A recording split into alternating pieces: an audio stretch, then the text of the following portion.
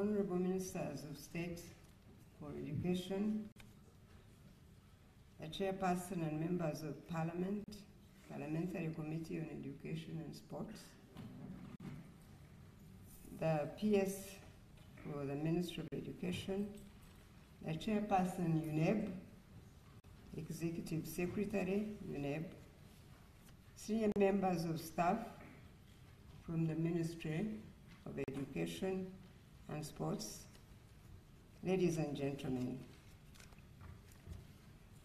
I am pleased once again to release the results of the 2017 primary leaving examination, which was done on the 2nd and 3rd November 2017. I'd like to thank the Chairperson and the Board, the Executive Secretary and staff of UNEB for the very hard work they have put in to ensure that the results are being released on the same day, despite the increase in candidature, which would mean more work in marking the scripts and processing the results. I'm aware of the increasing use of technology by UNEB in its operations, which explains the increase in their efficiency in as far as timely release of results is concerned. I'd like from the very outset to pay tribute to the teachers, if there may be any here or listening, whose efforts in completing the marking on time contributed to this early release of results, which always allows the ministry to plan for early selection to enable the students joining Senior 1 to do so in good time. I wish to applaud the efforts of the parents now in educating the girls. For the 3rd year now running, the number of girls registering and sitting for the examination has been higher than that of boys, as you've heard from all of us. Notwithstanding the fact that we must continue to invest all our energies in ensuring that both girls and boys attend and complete school, it is undisputable fact that educating the girls lays an even firmer foundation for our development. Educating the women definitely translates into transforming of future families for our nation. And certainly, we need to continue this struggle to also ensure that along with the improvement of numbers, we'll also get the quality performance of these girls at school. I have noted that the rate of increase in candidature has reduced from over 3% to just under 1%. And I have also noted that there were negative variances from more than half of the districts. UNEB tried to find out the reasons for this, as you heard, and what has come out from some districts is unacceptable. The practice of placing hurdles before these young learners in the form of pre-registration, which you've just heard, tests which increases dropouts and should stop. This must stop. It should stop immediately. There should be no pre-registration tests or exams within both the public and private schools. Districts instead must put in place mechanisms to ensure effective teaching throughout the primary education cycle in order to achieve good PLE results. Districts such as Arua, Moyo, and Adjumani, which host large numbers of refugees, have had very significant increases in the numbers of candidates registering. The NRM government has one of the best policies in the world towards refugees, as I'm sure all Ugandans now know. This massive increase in candidature is one testimony that refugees are enabled to access education and other social services without any discrimination in our country. I have noted with satisfaction, 1, improved performance in social studies and science. However, the mathematics and English subjects, which are very critical and essential skills of numeracy and literacy, have shown a decline. Now, while performance in mathematics indicates that more learners got the minimum pass at grade 8, the desired quality passes have declined.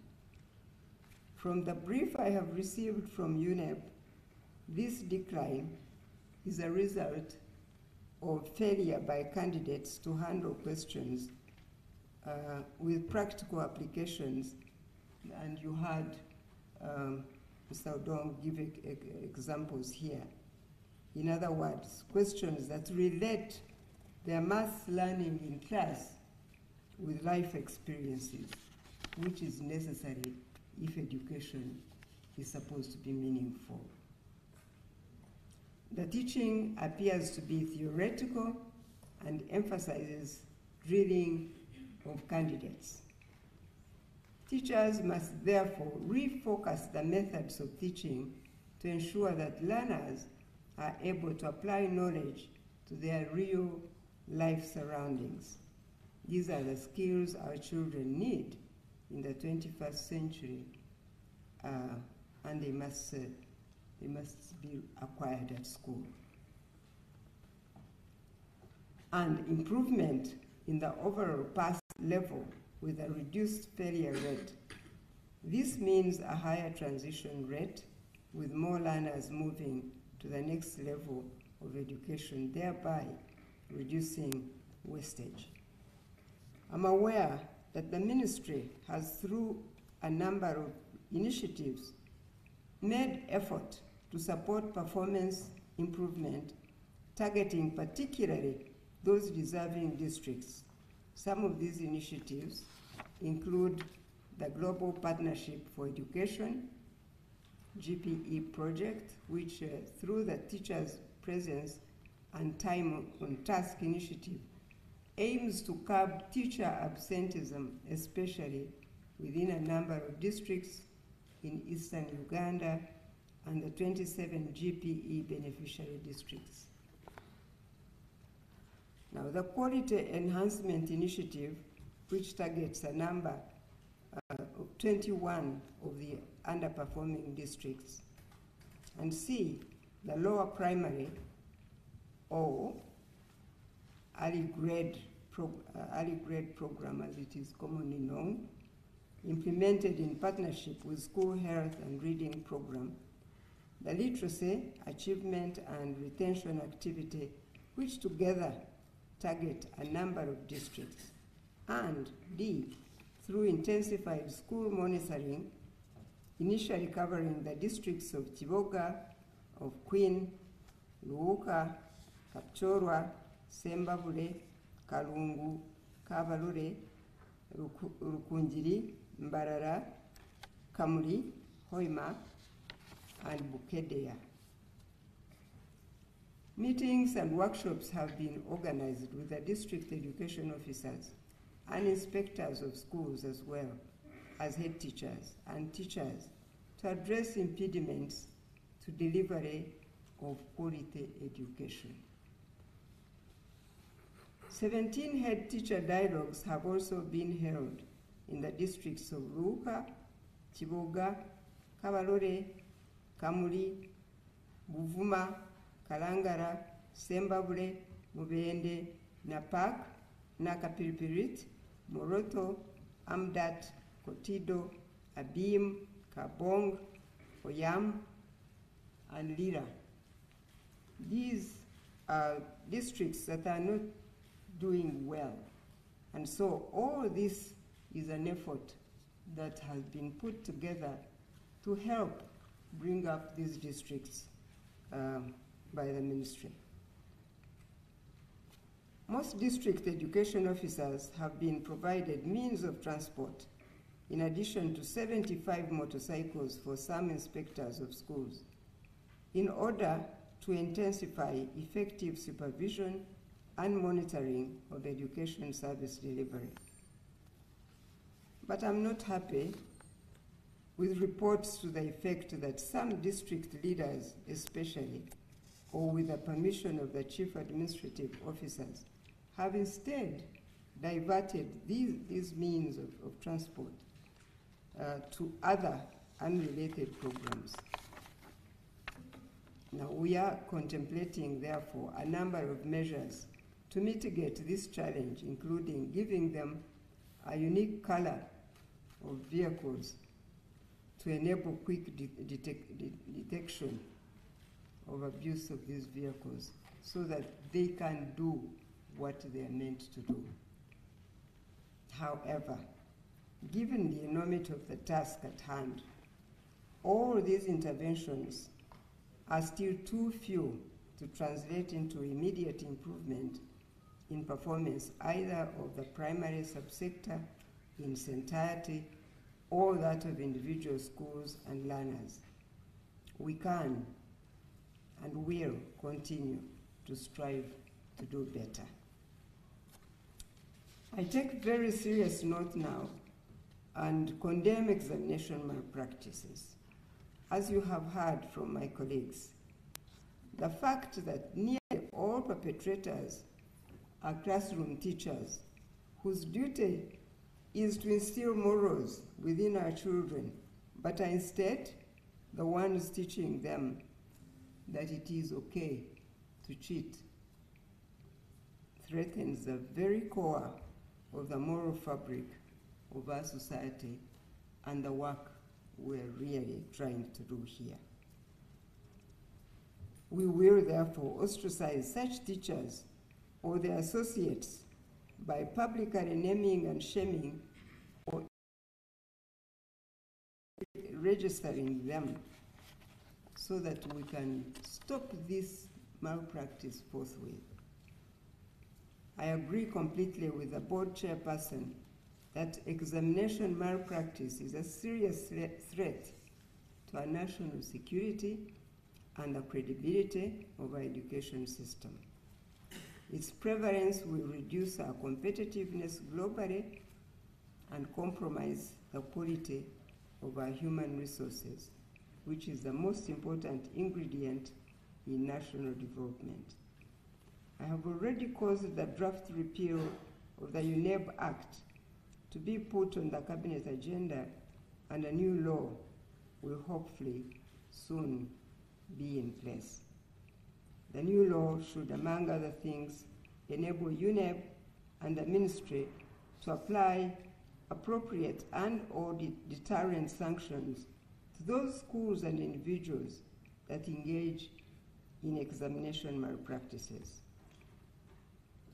I will also ensure adequate support to UNEB to, among other things, increase the level of security at all stages of the conduct of the examinations.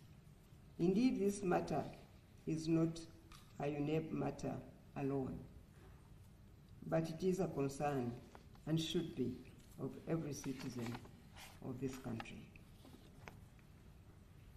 Now, when UNEB has conducted its full investigations and given hearing to the affected candidates, chief administrative officers from districts where this vice has been prominent must take firm disciplinary action on those teachers found culpable. Through the Directorate of Education Standards, which is responsible for quality assurance, I will also expect periodic feedback reports on the nature of disciplinary action preferred against the perpetrators of this vice in order that we completely stamp it out and from our society.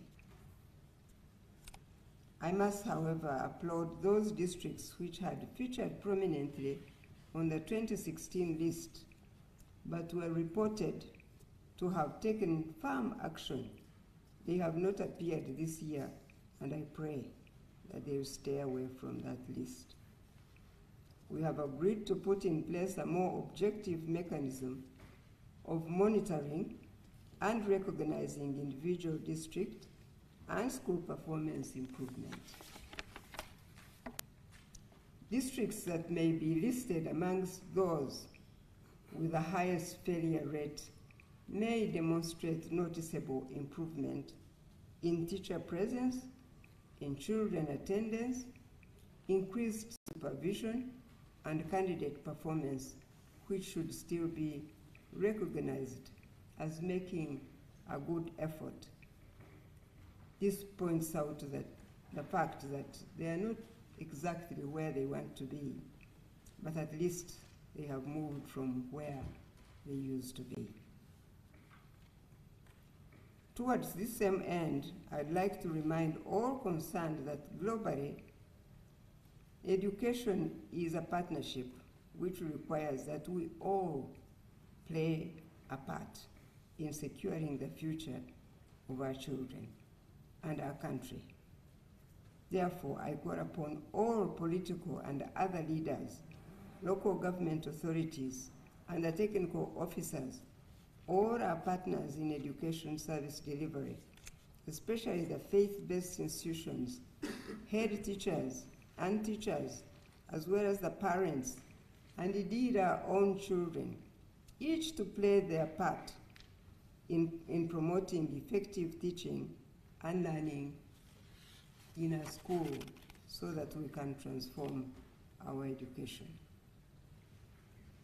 Members of Parliament especially, and indeed all other major stakeholders, should interest themselves in visiting schools within their areas to inspect, encourage, support, and ensure quality education service delivery in their constituencies, and also to share their findings at the next convenient level of reporting, right from the local to central government level. I thank the police and other security agencies that assisted UNEB in the conduct of the examination. I congratulate the candidates themselves who have done well, the teachers who prepared them, and the parents who supported them. The Senior 1 selection exercise will be conducted at the UMA Showgrounds from 24th to 25th January 2018. It is now my pleasure to release the results of the 2017 PLE to the nation for official use. And I must thank all of you for being here and for listening to me, and I wish you a very happy New Year.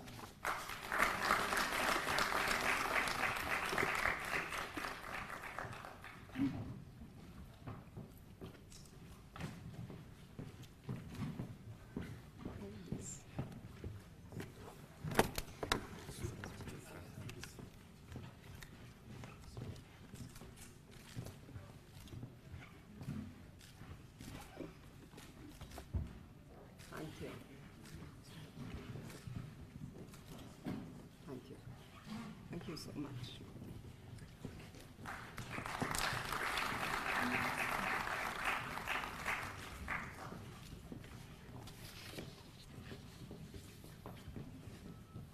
Thank you very much, Mama, Minister of Education and Sports.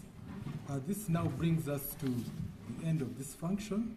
We shall shortly stand up and sing the anthems, but before we do, I would like to invite everyone at the high table to have an official photograph on our outside, just on the outside of this hall, briefly with the minister, and thereafter there will be a press conference in room 113.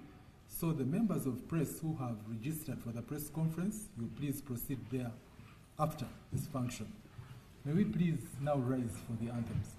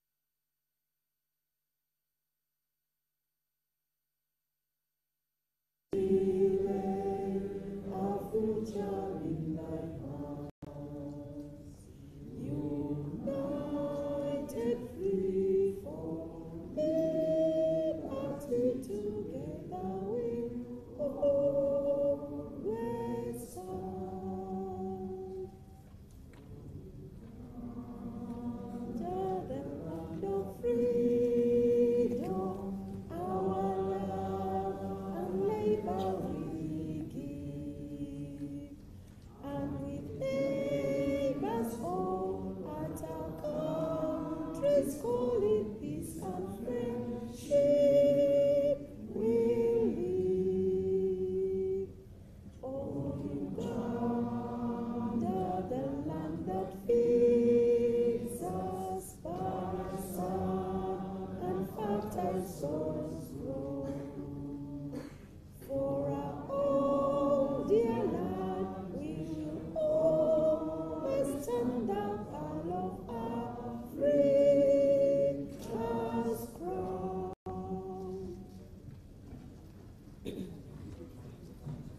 Days of the 2017 PLE exams here at the ministry, at the office of the Prime Minister, by the Ministry of Education and also the Uganda National Examination Board. The results have indicated an improvement in performance from 87% in 2016 to about 90% in 2017. But this performance has not been good in terms of grading, which means that fewer candidates this time round performed in Division 1. We received more candidates passing in Division 1 compared in 2016. But we also saw that boys this time round, as it has been, performed better than girls. But of course, there was an improvement in the number of candidates registered this year in terms of girls compared to boys. We've also seen that districts from Eastern region, as it has been in the last 3 years, performed poorly. The districts of Kweni, districts of Buko, districts of Mbale, Tororo, and also some districts here in the Central region, districts of Kayunga and another district of Buvuma, performed poorly, and this has been attributed to a number of issues. One of them is absenteeism on the side of teachers, and also absenteeism on the side of the pupils who go to school. We've also seen that there has been results of 2,559 candidates have been withheld for cases of malpractice, and this has been attributed to